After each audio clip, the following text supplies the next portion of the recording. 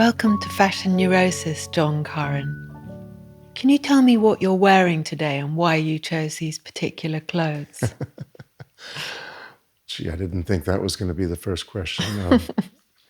Let's see. It's an old. I think it's Paul Smith. This jacket.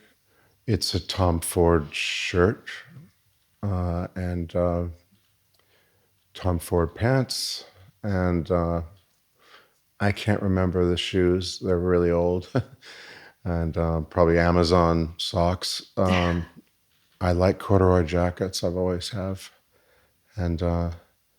Turned out to be perfect for England. It's always terrifying traveling. I never know what, I'm going to be hot. I'm always dreading being hot. So turned out to be the right thing to wear.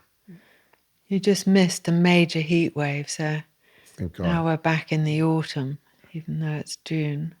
And you're an American painter, and your work has been widely exhibited and is held in collections including MoMA, the Whitney and Tate, and your paintings have sold for millions of dollars, and the subjects in your pictures are often wearing the most specific and beautiful clothes. And I wondered, how do you decide what someone is going to wear in a portrait? Well, I think I showed you. I was doing a painting recently, and I had a kind of red jacket on, and I thought I don't know, it wasn't interesting. And my wife has this beautiful violet plaid jacket, and I borrowed it, and I realized it was by you, and had this lovely pink and gray and white and black tartan kind of plaid. And I hope it's okay. I turned it into a double-breasted coat. Great. But it was the most beautiful color it had a kind of greenish yellow sky, and the purple was really lovely. Kind of made the painting. But I mean, I guess I make up. Well, a lot of my paintings now, the source is like Sears catalogs or Montgomery Ward catalogs from the time, basically from the time I was a kid. So early 70s, mid 70s, and there's something about those scenarios and the faces and the expressions and the hair and even the ugly clothes. Like I find transcended. I can just those. I don't know. They seem to be endlessly applicable to almost like mythical creatures. So the clothes, sadly, come from double knit pantsuits and stuff from those catalogs. They look really good. They do look mythical. It's interesting. And you described your home as the opposite of sexually expressive, which is quite an unusual comment on home life. And most children don't want to think about their parents as sexually expressive. And what did you mean by that? Well, I mean, I don't remember saying that, but it's I guess apt. I in many ways the when the Sears catalogs would arrive, I would, of course, as a kid, I'd immediately turn to the lingerie and underwear section to look at the and the funny thing is in that section, instead of like bright smiles and everything, everybody's very contemplative and God, and really? sort of meditative in their underwear, and but I guess I don't know. It was for better or worse. It's always been that's been a big part of my work is sort of sexual themes, I guess. Maybe the reason it persists is because I don't completely understand it. Yeah. Was it very taboo or silenced, or was it just Not particularly. I wouldn't say I wouldn't be comfortable talking about sex with my parents, certainly, but it wasn't, you know, overtly forbidden, or they were not religious, for instance. Or I just think it's something I thought about since I was, 4 or 5. Some of my, I remember there's a painting in my show actually of two women seen from behind, nude women, Yeah. and the one on the right has a kind of a well-defined back. And I remember when I was a child in Santa Cruz, California, so I would have been, maybe 6 or 7. There was this girl, a teenage girl, and she would mow the lawn with like a hand, like a, and she would always wear a halter top, and I would look, just stare at her back, and it was the most beautiful thing I'd ever seen. Just jeans, shorts, and this lovely sort of glistening back. That's what I was thinking about when I made that, and I think actually a lot of the imagery in my paintings is a sort of child's. I mean, the one sort of facile way I would put it is, it's a child's misunderstanding of sex, and an adult's misunderstanding of childhood, and like a sort of retrospective misunderstanding of childhood. To my mind, that's what the gigantic breasts, for instance, is just a theme that kind of popped up in the '80s in my work, and I don't know why. I still don't know why, but it was I guess a way to get the vulgarity out of the way, first thing, and then I could think about making something beautiful after that. That kind of 70s seemed to specialize in misunderstanding, really, everyone. I mean, I grew up in that era as well, and it just seemed no one got it. Well, they didn't get it about children anyway, but... Well, I moved from, as a small child, I grew up in Santa Cruz, California, which is a idyllic beach town with a university, and it was really kind of paradise. And then my family moved when I was 10. My family moved to Stamford, Connecticut, which is sort of an awful place. It certainly was an awful place in the 1970s. And, sort of instantly, like the first day of school, I got into a fight and basically got into fights, every day thereafter. And it just, the kids were so mean. And I don't know. I guess I was the new guy, but getting picked on for that reason. But it was a rude awakening after this kind of. My mom was a piano teacher, so I always imagine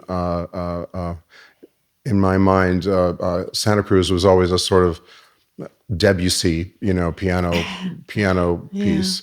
Sort of Clair de Lune played over and over again, and Stanford. I don't know what the musical equivalent of Stanford would be, but it wouldn't be Debussy. Heavy metal. It'd just be like, I don't know. Yeah, it would be, some crappy 70s pop song. Yeah. Because you said you knew you wanted to be an artist from the age of 11, and I wondered if wanting to be an artist was also connected to the the lack of sexual expression at home in your childhood, even though I know you say you don't remember saying it, but I read it in a quote, but it just seems somehow like it could be like a breakout?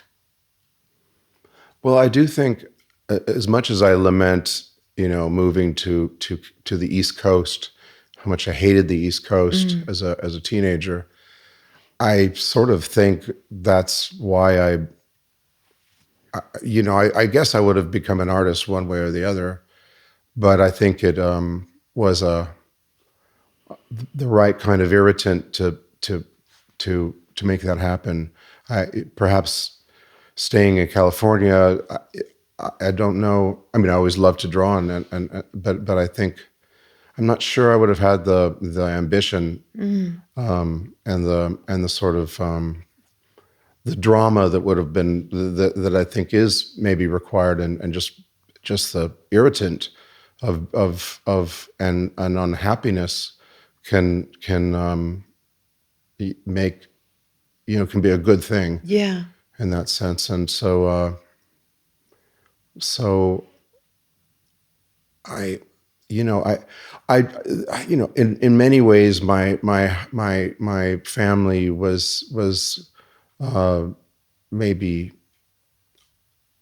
maybe I wouldn't say repressive, because actually I talked to my father constantly, and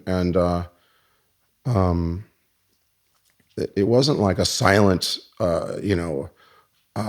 strict. They were strict, but not in the but unlike anybody else. So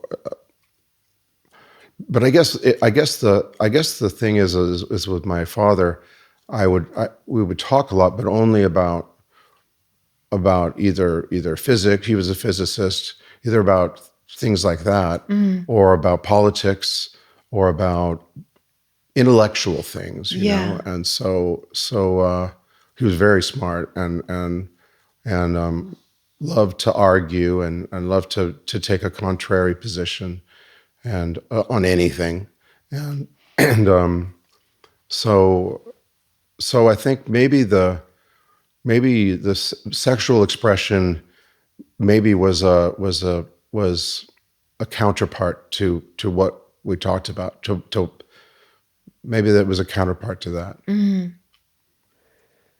Because you got some of your first ideas from album covers, and I was very affected by album covers. Is that? I think that was right? What I thought an artist was. That was my first sort of idea of art was album covers, and I actually I had a book. The first art book I had was a book on Frank Frazetta, who was famous for doing these illustrations for like Conan the Barbarian, and muscular savages, and busty yet muscular, like weird kind of, the more I think about it, really strangely constructed women, but like sexy women in his case, in his sense. And so, and I remember like I'd flip through that book when I was like 10, and imagine I'd imagine it was sort of a weird version of air guitar. I would imagine a girl looking through this book, and they're my paintings, and she's admiring my paintings or something. Oh, So wow. And then I think my second book was like MC Escher, and but I did imagine maybe I would be a album cover artist or something like that, but because I didn't really know that art existed. That was another actually very fortunate thing about moving to the East Coast was, I went to the Metropolitan Museum, and for the first time in my life saw a real painting. Yeah. I had grown up with paintings. My parents had these beautiful reproductions of, famous paintings that they had bought on their honeymoon in Florence. So I had a very good reproduction of the Portinari altarpiece by Hugo van der Goes, which is still kind of almost my favorite painting in the world. And think they had also had Primavera by the Primavera. They were like 20 inches by 18 inches or something, Yeah. and of Botticelli, and so when I was really little, I just kind of thought those were strange photographs. God, how interesting. But then, when I saw a real painting, I saw El Greco, big El Greco painting, and it was just astonishing. I couldn't believe my eyes. It's roughly painted and huge, and it was not so much beautiful as just like way more exciting than an album cover, and just terrifically exciting. Anyway, once I saw that, I thought I want to do that. I want to make something like that. Although I carried on making like dumb album cover art for years, but that seemed to me, that was the first time I saw a real art, like a real kind of grand art. It's incredibly ambitious, your aspirations from, not seeing art. And if I think about, you just showed me some pictures of your son's paintings and drawings, and they're extraordinary. I mean, they're not just accomplished, they're just completely remarkable. Your family seem to have art in your ancient history. It just seems to have been born into you. It's really fascinating, and it's affecting. And were your parents strict about clothes when you were growing up? I remember my mom, when we, I guess we were temporarily pretty poor. I think once when we moved to, not poor, but tight with money. When we first moved to the East Coast, and my mom would make my clothes. I remember she made me this pair of pants that from a bedspread or something. It was from a material it was green, like the color of this wall, and it was fur. It was like plastic. It was like polyester fur. Oh God! So they were green fur pants, and I didn't think anything about it. I wore them. Actually, that was in California, but I wore them to school, and without thinking about it, and the kids, I guess, justifiably, totally made fun of me. Although they would probably be pretty amazing now, but I remember that was a terrible humiliation, and I didn't have much, I don't know. And that's the thing about the 70s is I do remember strict rules, not from my parents, but from, other teenagers about you absolutely couldn't wear pants that were too short. That was kind of the worst thing you could do. And they had to be flare. If you wore straight leg pants, you got made fun of. And if you're like weird things about like your sneakers, if they were too clean, that would be something that you got made fun of. Oh God! Like you dirty them up after you got them. And I don't know. It was like that's another interesting thing about the 70s. From as a teenager, as the clothes are just such a total disaster. But the girls were shockingly sexy and revealing. I remember tube tops were a big thing. And it's like, I look back at pictures, and I just can't believe girls wore stuff like that. And I mean, I remember I really wanted a pair of what are the shoes? Not Adidas, but Puma. Oh, right. Puma. I wanted some suede Puma shoes, but they were like $22 or something, and it was like I couldn't, no way, like I couldn't get them. So I had to get like the crummy ones from Caldor's, and and the worst was fake jeans. So What were like you they? get, and my sister would call me fake jeaner. And so there were those the denim that never fades. So it's like it just stays that color till it gets holes in it, and like it's polyester, and so I had the the horror of fake jeans, and but so my clothing memories are not good from my childhood, But it seems to have influenced you because you have the most amazing taste in clothes. I mean, Thank you. You're always dressed in this kind of fantastic way that is so subtle and seems so natural, but it's like today Well, one thing that's been kind of disastrous for me is when I have my studio now is just like a few blocks from my house, and so I don't have any incentive to wear nice. I used to never want to be. I mean, I just wear my painting clothes now every day. I put them on in the morning and wear them to the studio, and then wear them. So they're just. My kids make fun of me. It's just Amazon essentials. Like a short sleeve shirt and some pants, and so I guess I don't dress that well on a daily basis anymore. It's just work clothes. But yeah, I mean, my dad did have a weakness for nice clothes. oh, really? He always dressed really well, like Burberry, like kind of expensive things when you think about it for his budget. So, really, really great. And he'd always have really amazing jeans, like Levi, because he was from Oklahoma, and always had like fantastic jeans from like the 60s or the 50s. Wow. So he was the dresser rather than your mother. Yeah, actually.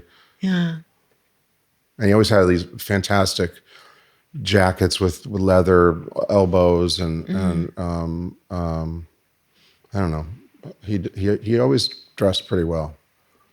Because this is great, the blue check shirt with this kind of subtle kind of, what would you call that color? It's got so many. It's be like a cobalt blue, I guess. And the corduroy, the needle cord, it's a great color because it's got a kind of blonde with a green undertone to it, and Yeah. looks really good. Thank you. Because your book Men contains some of my favorite of all your paintings, and some of these portraits have a masculine authority, but with that look of insecurity that women notice and feel protective towards. And you said, my paintings are, if not self-portraits, a quest for masculinity. And I wondered, how do you want people to see you? I always think about it this way, like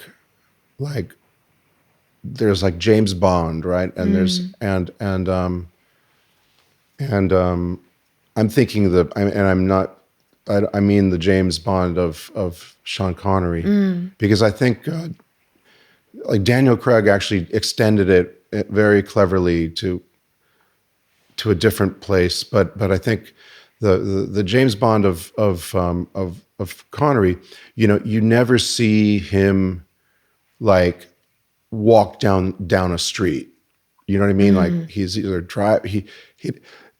and I often think about this, like almost every day. I think, like you never see James Bond like walk to the corner and then wait for the light, wait for the walk sign or something like that. Like there's no, you can't imagine it really. And he's, he's the teeny weeny little indignities of sort of social, modern social life it just never happened to him. And that's one way of looking at a man, at a sort of ideal man, no compromise, not even being even aware of it. And then I was thinking of Clint Eastwood, especially in the Dirty Harry movies, where that's all it is this amazing looking man who is constantly like waiting for walk signs, and you see his icky apartment, and there's like a rotten apple and a beer in the fridge, and as a sort of American, I guess, version of James Bond, or an American, and I've always like those two, sort of ideals of masculinity. I've always kind of battled it out in my mind, and I kind of love both, and then there's this kind of I think in my paintings a lot, there's a kind of a Mr. Potato Head version of masculine, a man being sort of made from spare parts, of 9 different handsome men, and slightly mismatched parts, or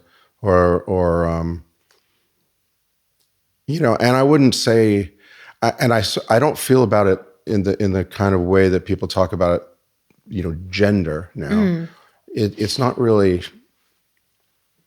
to me, it's still sex. And I don't think of, and I personally, kind of do believe that sex is not really constructed, that it is rather essential.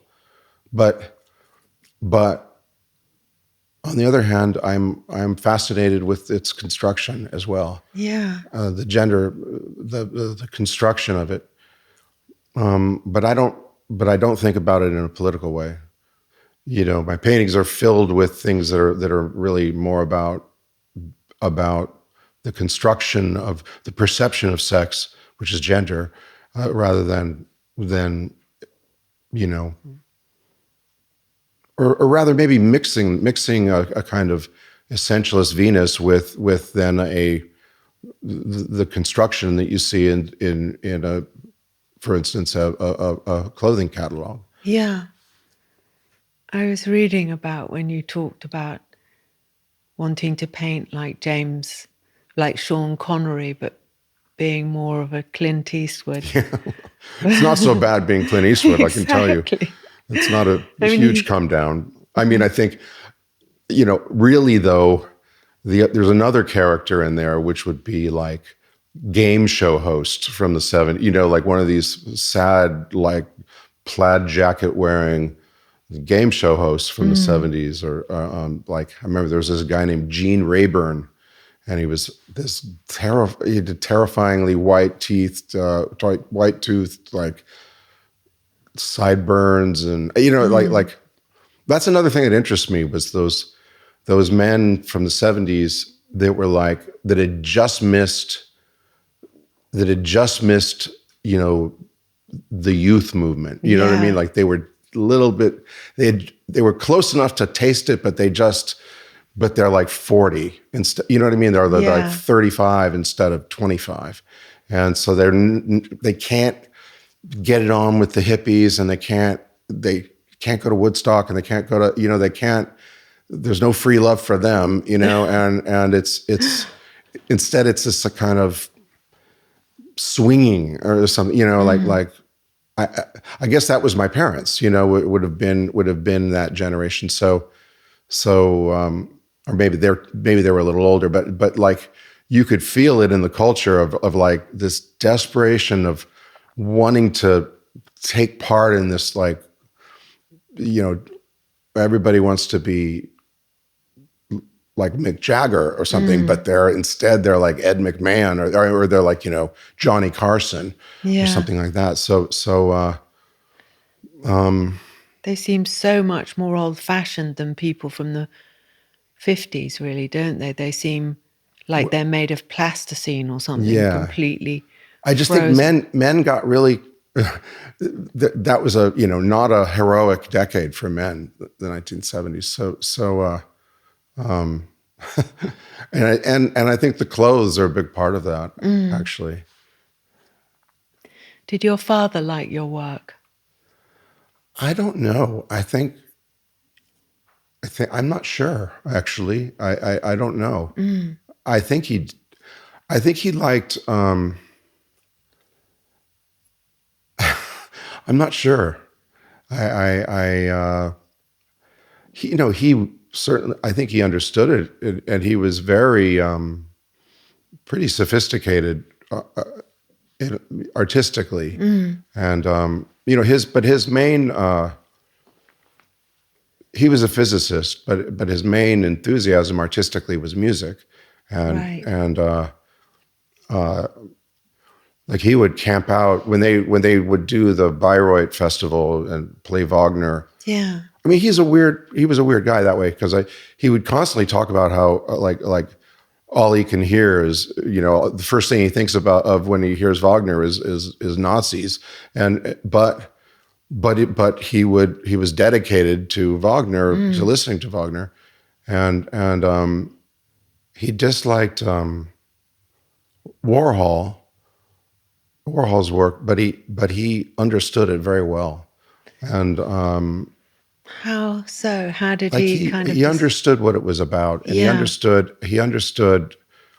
I don't think he liked Picasso very much, but he understood it very well. Weirdly, what he did like was Kirchner. He really liked those paintings. I don't know those paintings. Ernst Ludwig Kirchner, German expressionist. Oh, right. Spiky orange and purple and blue. Women in 1920s outfits, and he liked those a lot. And I think, I don't know, he liked some of my paintings quite a bit. I remember he was put on when I did a period I was doing kind of pornographic paintings from pornography. Yeah. And he was talking to someone. Someone asked him how he felt about it, and he said to him, "People who like this sort of thing will like it very much." So, which I'm sure is something he read in like Macaulay or something. He would remember things like that. So yeah. But I'm not sure whether he liked my work or not. He was very. Both my parents were very supportive. I hate that word, by the way, but you know what I mean. They were very on board with me becoming an artist, and they encouraged it. And my mom, paid my violin teacher's husband $25 a week to paint with me on the weekends. I could paint in his studio on the weekends, and that changed my life. That really helped me, and they let me go to art school and paid for it. I think they thought I was a real artist from the time I was a teenager, and it was a totally respectable thing to do. There was no there was none of the kind of cliche of like come back when you want to get a real, when you want to have a real job or something. Nothing like that. None of the cliche of you're wasting your time and you should be a doctor or something like that. That's really impressive. My God. So you're married to the artist Rachel Feinstein, who said that you'd seen her before you ever met and had started putting her in your paintings, and she shows up as the love of your life in so much of your work. And what happened when you first saw her? This guy that I barely knew, called when I was sharing a loft with Sean Landers and Kevin Landers, two artists, and we had one phone between us all, and he called that phone and said, I barely knew the guy, and he says, a very close friend of mine is having a show is doing a performance, and she's very beautiful, and she looked like she stepped out of one of your paintings, and so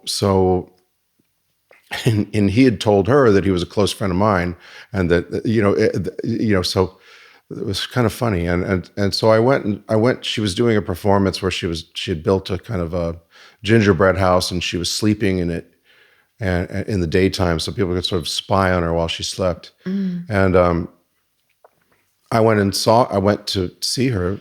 It was arranged that I would go meet her, and I think I had seen her once before from like a distance, maybe, but we just. I know this sounds like bullshit, but we actually walked up to each other and looked in each other's eyes and kissed. Wow. That's really the truth before we said anything. God. And then I said, I sort of broke the ice after we kissed. I said, I sure hope you're Rachel. And yeah,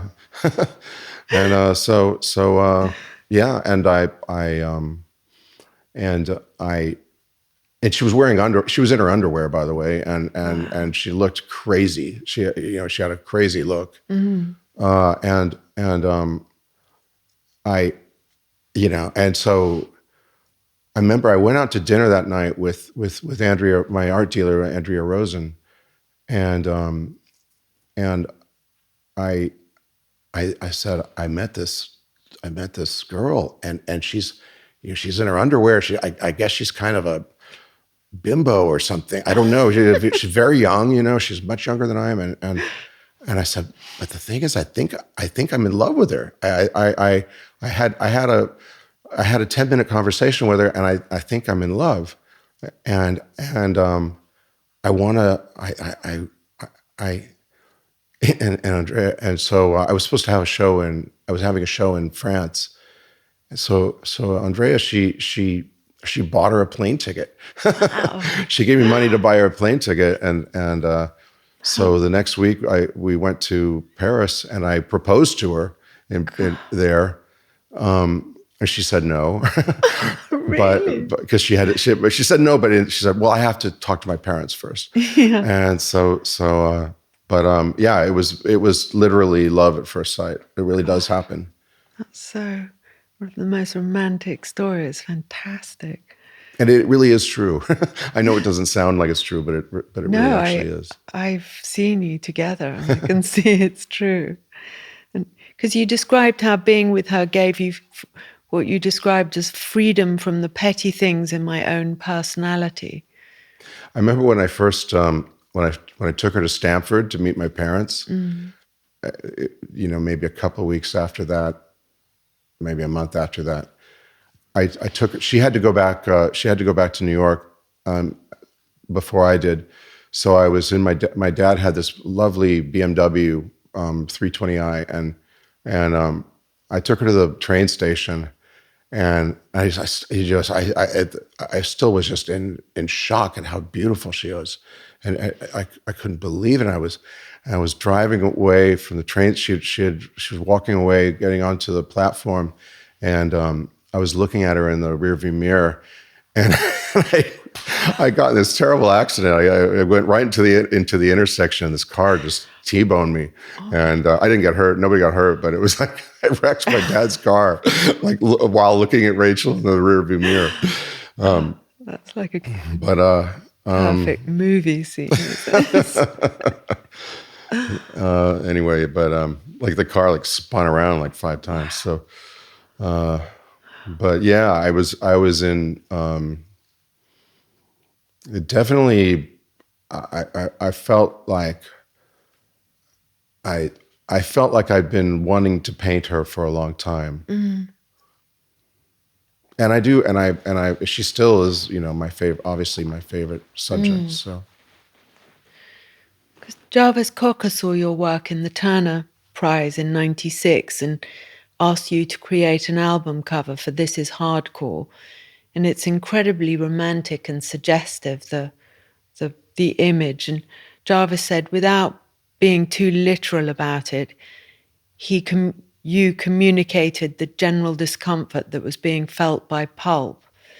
Was that a discomfort of a particular moment in the life of a man? Well, I thought it should be said that the cover was really more created by Peter Saville. I mean, he really. I did what I did do is I did a lot of casting of characters, of these fantastic characters. Yeah. I think though that but Peter really came up with a pretty beautiful image for the cover.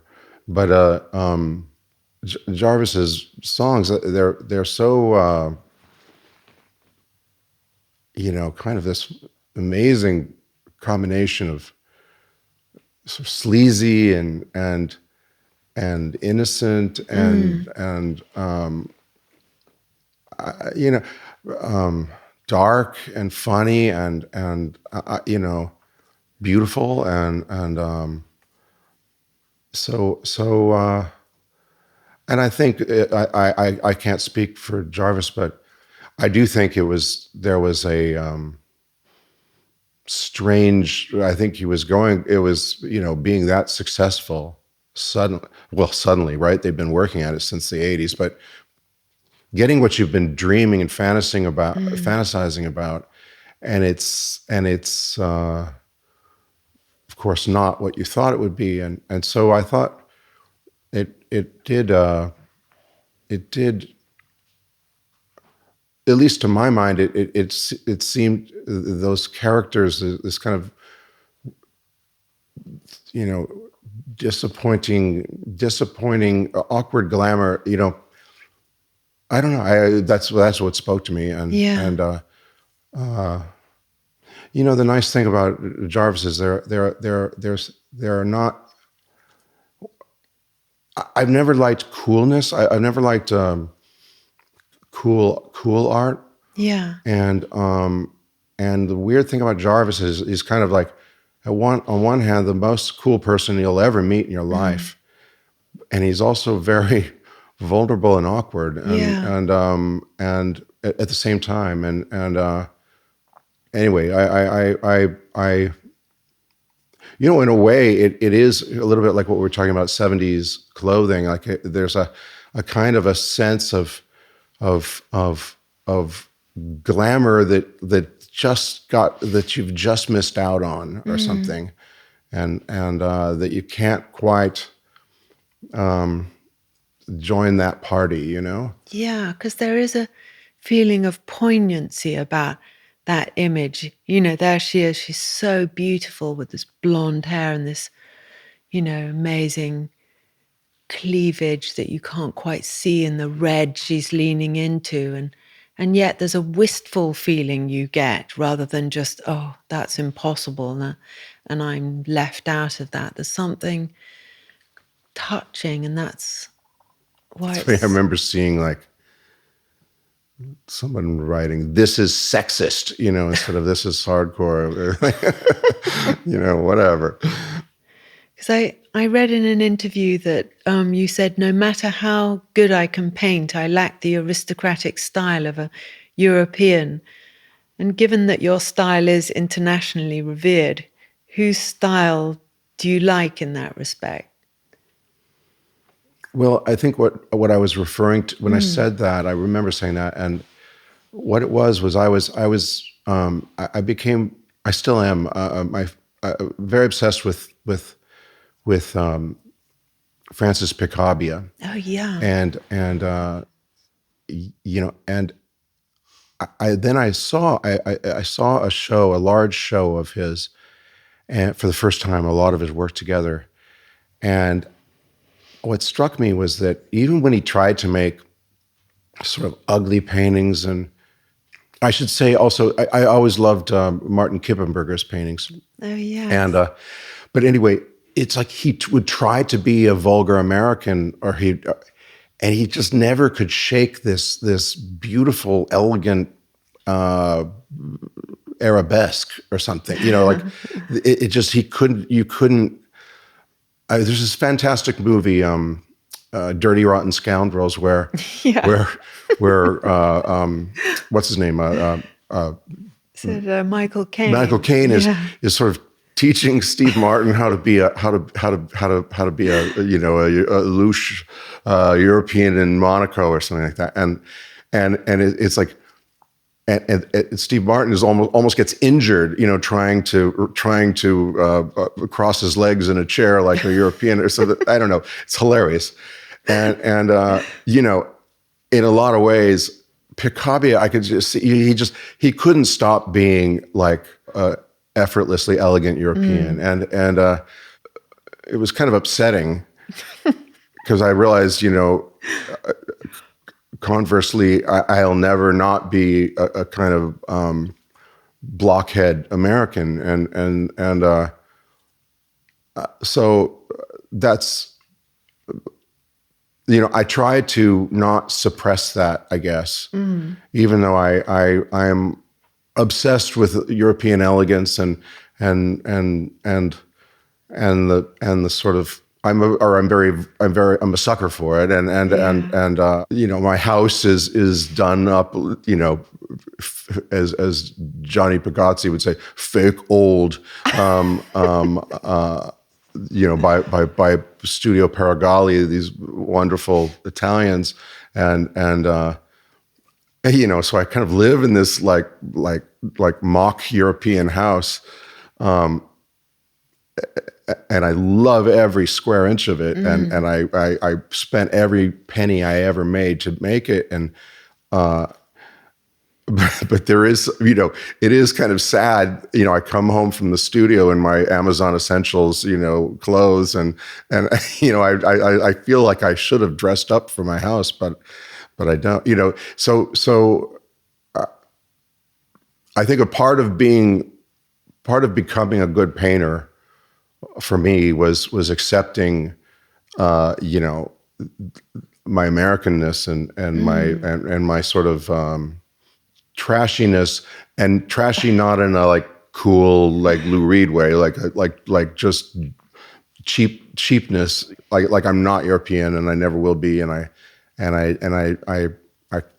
can't really even imitate it. So. But in the way, you have so much more elegance in your house. I mean, I've been to your house, and trashy is the last word I'd use. I mean, it's the most magnificent. It's the most kind of awe-inspiring, and it's so generous that you bring Europe and these kind of fantasies of Europe into. I can't remember the area you live in, but it's really fun and really disarmingly beautiful, and seems amazing to be able, in a way, I think Europeans can be kind of complacent or, take for granted all these kind of curlicues or whatever wherever, if they're in Venice. But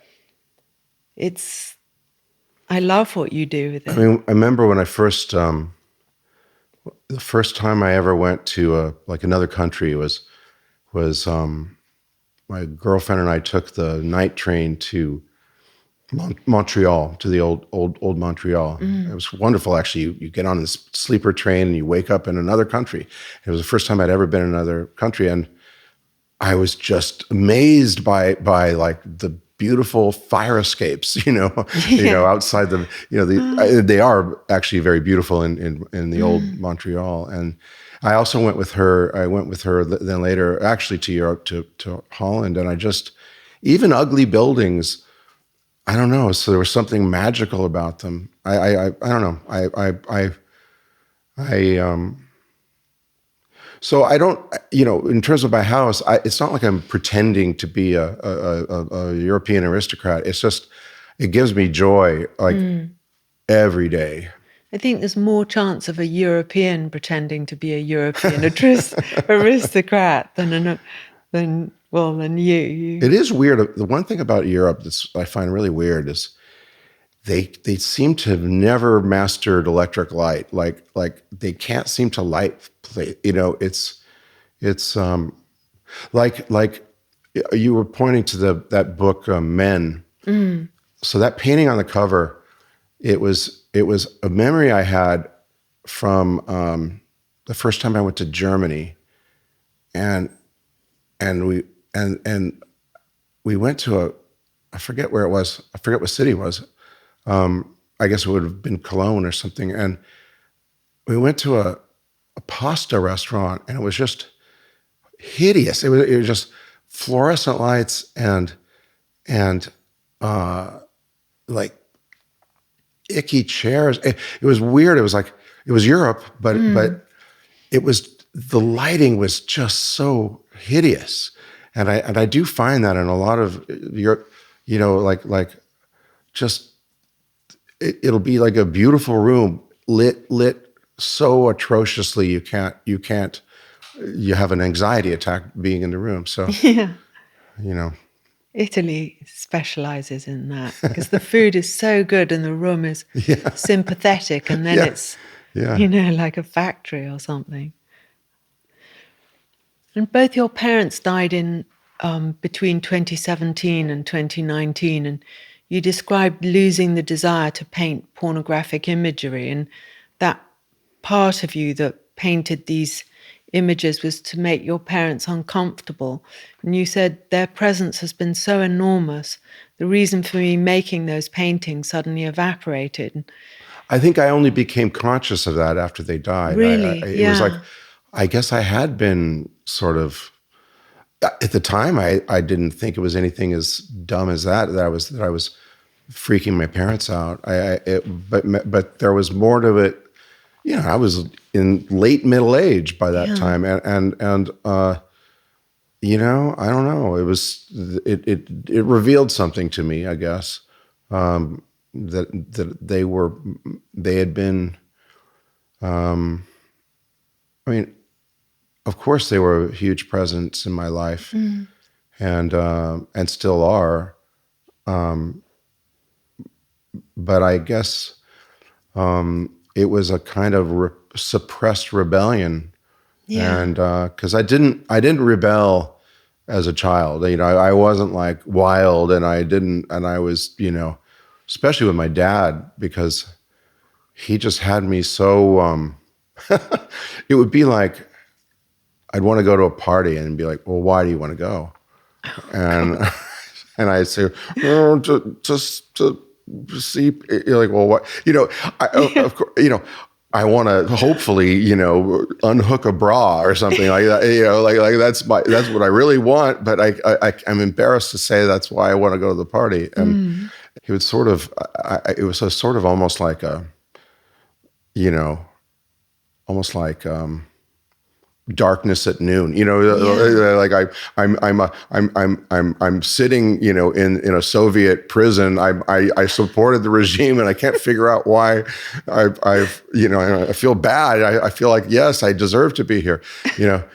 Anyway, I just for whatever reason, I never really rebelled, and I guess it always bothered me that I didn't, and. And I guess there was a sort of double plus ultra secret repression of that urge that carried over into my paintings. How interesting. Did you feel like a freedom when they did die, or was it just that realization more? I didn't feel freedom. Certainly didn't feel freedom. I guess I felt. I don't know. I don't know. It was. I mean, apart from feeling sad and all those, of course, it was that feeling of like, wow, I'd been painting for them way more than I thought, Yeah. and I'd been painting about them, about them, much more than I had realized. So, and that they were templates that were hidden, and still are, and they come to me in my dreams, and I'm more and more, I've become much more sort of superstitious, or rather less rational. In what way? My dad was very Well, that's the funny thing. My dad was always very anti-Freud, to tell you the truth. Yeah. And I think my dad was quite anti-Freud. He was so weird. So in retrospect, kind of strange. Like he was very, very enthusiastically. He really admired Darwin. He had a first edition that he'd spent a lot of money on of the Voyage of the Beagle, and he really thought Darwin was something intellectually something special, and yet he started making noises, increasingly making noises that he was somewhat skeptical of evolution. That it was weird, and he was a theoretical physicist, so it wasn't like, and he understood, he had read everything of Darwin, but he would keep saying, like the older he got, he said he would just be skeptical of it, and he really disliked. One thing he really pissed him off was when the New York Times would make fun of creationists, of dumb hick creationists in Oklahoma or something, and he really liked knowing a lot about it. Yeah. And then he would play the dumb hick, and I guess that was enough. My parents were both from Oklahoma, and so when we moved to Stamford, Connecticut, and the East Coast, they still had these accents. They have Oklahoma accents, so I think they got. I think there was some feeling like he was kind of a hick, and not a hick, but like they weren't as sophisticated as my mom's. These wealthier wasps that took piano lessons from my mom, and my dad would always make fun of them for having these gigantic SUVs and they couldn't do a 3-point turn in our driveway, and the husbands always worked for like Clairol or something like that, and or like you'd say like he's in ladies' underwear, or these men, and I think that rubbed off on me also. These men, these kind of wealthy men, suburban men who have slightly humiliating jobs, like their corporate jobs or their advertising jobs, or they're doing something that's although ironically my dad was also employed as a abstractionist in a way, so in what way? In that he dealt in, ultimately he dealt in reality in the most extreme form, but it was all abstractions. He wasn't building furniture or even painting pictures. He filled up books with Greek letters, and equations and like literal abstractions. And so, but I think but these men that were employed as managers in corporations in Stanford, selling shit, and I think he really didn't have much respect for it, and found them clown-like, and I guess I inherited that a little bit too. I suppose they're quite easy targets. I mean, and they're incredibly presumptuous, a lot of those people, aren't they? But I sat next to you once at dinner, and you told me about a conversation you'd had with my father, Lucian. I wondered what you talked about. Well, honestly, it was very loud. It was funny. It's a funny story. I think I told you. You told me, but Rachel I can't remember. Rachel and I were. I was having an opening at Sadie Coles, and Rachel and I were just like sort of luxuriating at the hotel, and having a drink, and it was a little bit after the beginning of the opening, and Sadie calls and says, get your asses over here. Lucian Freud's here.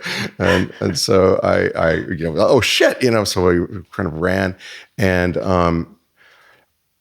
I was more starstruck. The truth is, I don't quite remember what we talked about because I was very starstruck to see him and to be talking to, and that he's talking to me, and that he's at my show. It was he gave me some compliments, but on a couple of paintings, but I was so starstruck that I the truth is, I don't think I had a meaningful conversation with him. I was just more like, I can't believe I'm talking to Lucian Freud. Well, he was quite hard to talk to because he was quite shy. So when you said that, I was so excited about the idea of you both talking to each other. And I remember you said he'd paid you some compliments, which he certainly didn't do without meaning them and being completely sincere. And it was well, it was too chaotic and allowed a scene to have a meaningful conversation. It was just, I had thought about this guy, more or less nonstop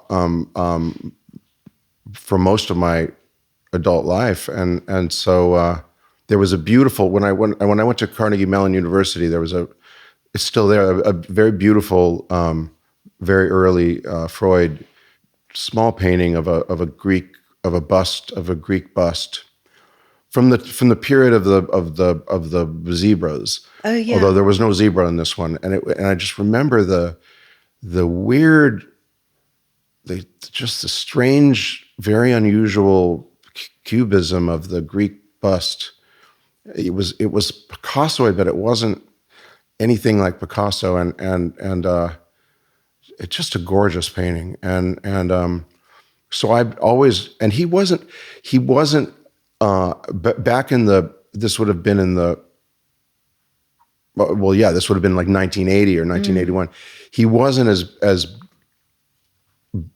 as hugely famous then, at least to art students. No, and things, he didn't. As he became. Wasn't. Yeah. And but I loved that painting, and then I would just see his, the pictures and books and things, and so anyway, it was just, and I also knew his face from the Francis Bacon portraits, from Francis Bacon's portraits of him. Yeah. And it was a little bit like, to return to a point I was making earlier, it would almost be like I was having a conversation with Clint Eastwood or something. Yes. Like I remember when I was a kid, I was in Vail, Colorado, because my uncle had a place there, and we go there for the summer.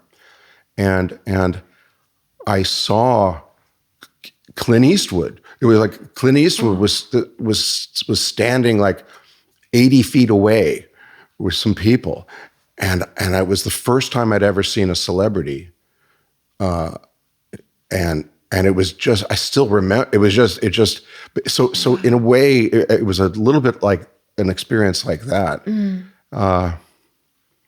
Actually, I meant to say that when I first saw that El Greco painting, it reminded me of having seen Clint Eastwood. It was a similar feeling to seeing Clint Eastwood. Yeah. And so that's wonderful. So I'm sorry, I certainly didn't say anything smart or anything, but because he would be so hyper, kind of tense and alert.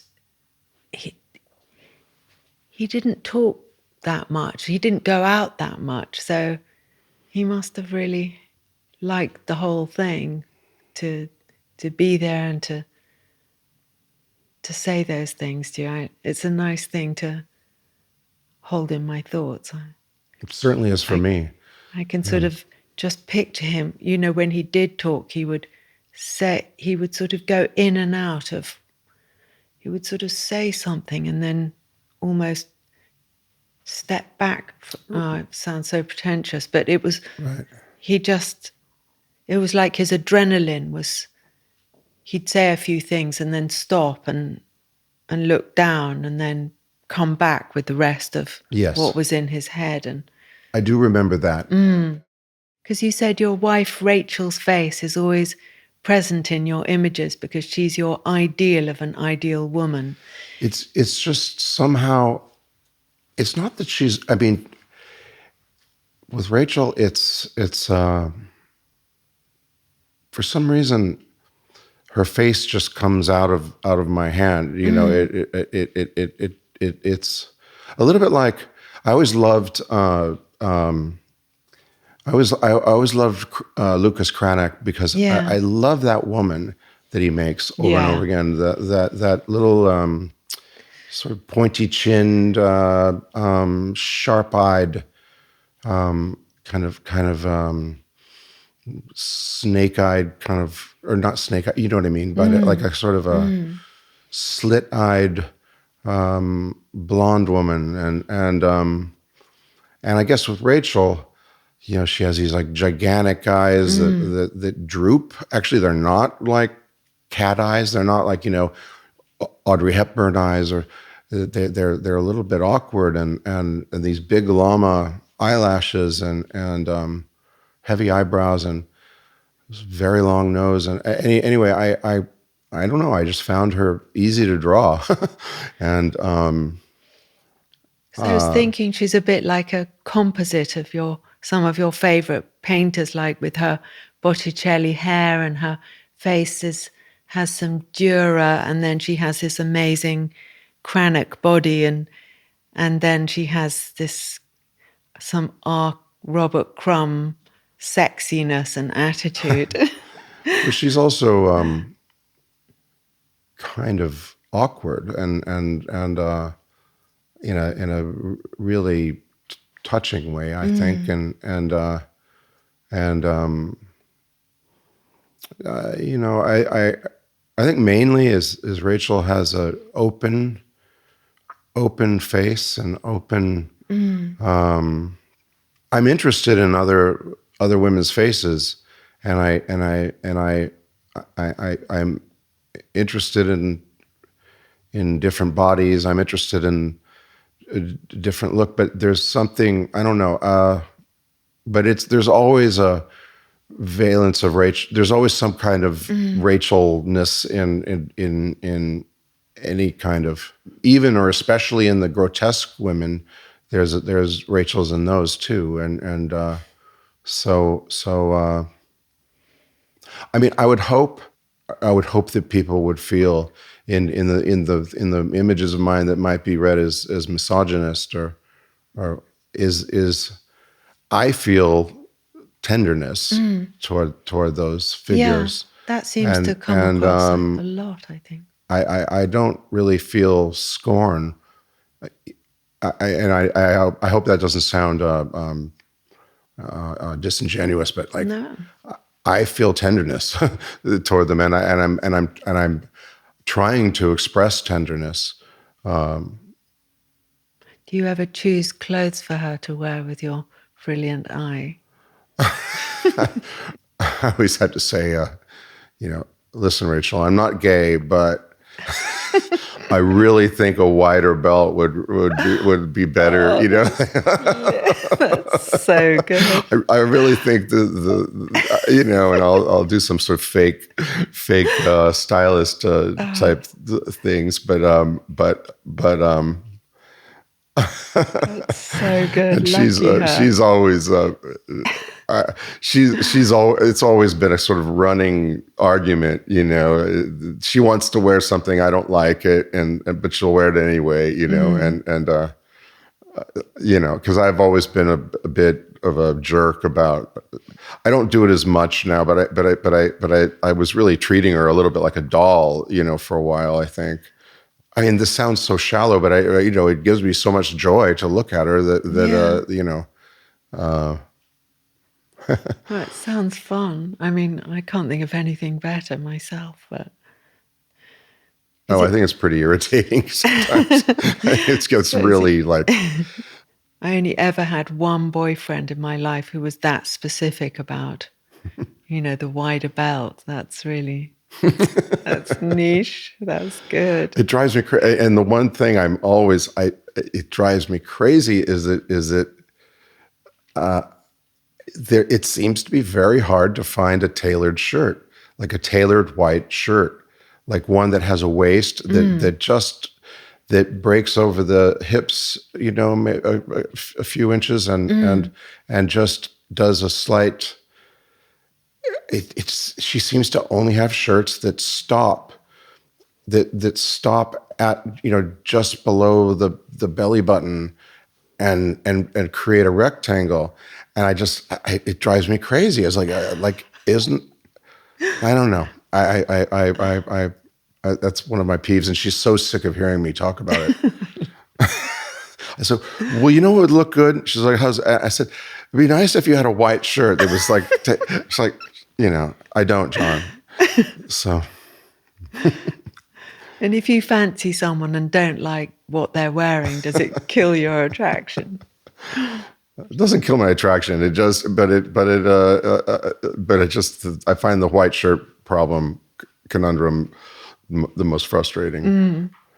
I think darts are out of fashion these days, so people make these short shirts or longer but less fitted. But because your new paintings show women with benign and friendly expressions, and they're standing unself-consciously but with these gigantic breasts, and they're so vast they seem to be bearing down on the viewer. And the women in these paintings are older, and they have that thing from the 70s or of wearing something that's unwittingly revealing. And because you talked earlier about the view of adults from children, and was this your view of adults when you were a child?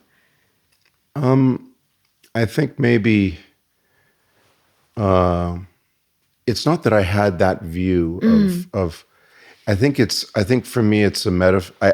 For some reason that's a persistent image in my work. I have this drawing I made in like 1986 of that same exact woman. It's I guess it was without analyzing it as symbol too much. I think it was just, again, this idea of a child's misunderstanding of sex or of sexiness or of women, I guess, and also like a misunderstanding of abundance or of of wealth or of any of those kind of things, and so these were mostly instinctive things, just kind of the best ones were made from. I would make these, I'd flip pages through these catalogs, and something would get me about one, and so I'd make these drawings very, very quick, millions of them. And so some of them so it's really not thought out. I think, but I do think that the in all the cases their actual sex, their crotch, if it's revealed, is presented as real, as natural and real. And so I think there's something going on there between constructed sex or imagined sex and then the actual sex, and so much of it is just the opportunity that those crazy looking breasts give you for overlaps and formal things actually in the painting. And so how do you mean formal? Like it'll overlap the other woman, and then her arm will come out from underneath and overlap here, and you'll have this kind of again, I guess a kind of a ham-fisted American version of a beautiful European arabesque, or a like a manneristic intertwining of figures, or I think it's actually in the National Gallery. There's a painting by damn it, what's his name again? Mabuse or what? Oh yeah, It's an Adam and Eve their legs are tied in a kind of square knot. It's a strange, really amazing painting. Sorry, I'm blanking out on his God, name. no. I mean, But you've got so. anyhow, it's these beautiful constructions that these artists would make, and in my case, I like that it's made from a kind of a grotesque social, that it's that it's very unnatural, Yeah. and it refers to modern life or blah blah blah. Like I like that it's awkward, and it kind of makes the paint, ruins the chance for the painting to ever be in good taste, and But there's something so tender about them. I really like them, and thank you. It's meant to be. It yeah. is, believe it or not, it is meant to be tender. Yeah, well, that And comes through very much, and because when I saw the first painting of and there's like, what's going on with these crazy breasts? But they reminded me of my teacher when I was 6. She had this enormous shelf, and she was so intelligent, kind, and dignified, and I like the expressions on. There's this kind of camaraderie and this friendliness between the women who were the portraits of 2 women together, and then these gigantic breasts which somehow seem like, I don't know, they just seem touching and comforting and weirdly normal in a kind of outlandish way. I think also it's a kind of I think one way I've thought about it in the past is like the presence of my uncontrollable eye. Like I stared at it and it got bigger as a result of me staring at it. And I made a few of these paintings 10 years ago of sort of fisheye or convex mirror paintings, where of a woman's butt, a nude woman, and her butt becomes this gigantic circle, almost filling the round canvas. And to me, it was like partly on an intellectual, on a mental level, it was a kind of a parody of that essay you had to read in college of forget her name, Laura Mulvey. The gaze, the male gaze, and this objectifying gaze, and I thought of it as like as a kind of like my eye is changing what it's looking at and making it. And there's part of that in the breasts. Like I looked at it too long, and they started. It was like putting a ultraviolet lamp on a marijuana plant or something. And I should also say the imagery had showed up in my work before then, but I did see something in the early 90s. I saw it was something by the German dance. Damn it, what's her name? Beautiful surrealistic dances. Pina Bausch. Pina Bausch, exactly. And it was a Pina Bausch thing. And at one point, there's this very tall older woman comes striding out in a long dress with gigantic breasts, like basketball sized breasts under this long, I think it was a dark dress. And she had a very severe, angry face. And I remember just that was a spectacular and terrifying image of I don't know, a combination of aggression and vulnerability and sort of evil and good, and I don't know. It was a really complex image, and And it reminded me also of another image that stuck with me from around that time was I saw a, do you know who Dennis Potter was? Yes, God, very So much so. it was a, He was brilliant. it kind of blew my mind when I first saw his things in 1980. Is that Pennies And from Heaven? Pennies from Heaven was Yeah. the first thing, the BBC one. And I also saw the Steve Martin one. And then, but this was called You're the Cream in My Coffee. And it was like a 3-part TV thing. And it was in his style. Anyway, this guy, his mother, it's his mother. He has a domineering mother, and the way she was photographed, it was terrifying. I remember just that woman in that TV show, and I haven't seen it since, but it just really stuck with me. She was also wearing something dark. She was wealthy.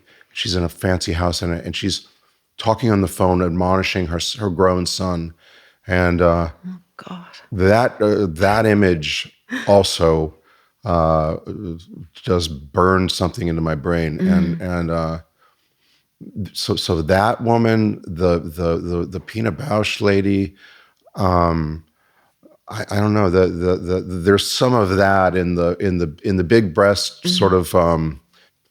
It's also an image of authority, I guess, and a kind of,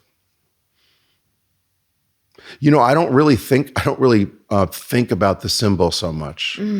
I enjoy I enjoy and accept that it persists. Yeah. I guess. Well, I really like them. I'm looking forward to seeing them later. And thank you so much for being on Fashion Neurosis, John Currin. It's so great to have you here. Thank you so much. There's something magic about lying down. I've never done it before. Yeah. No, there seems to be some. I had no idea, but it seems like there is something magical. Every now and then I lie down for a few seconds and think, oh my God, I'm just going to go somewhere else I won't be able to come back from. So. This reminds me of those New Yorker cartoons. There's like a goateed shrink, and there's the person's on the couch, and always his diploma, his diploma from medical psychiatry school, is on the. I love that scenario. I love those cartoons. They're fantastic. Well, thank you so much. You're welcome. Thank you for having me here.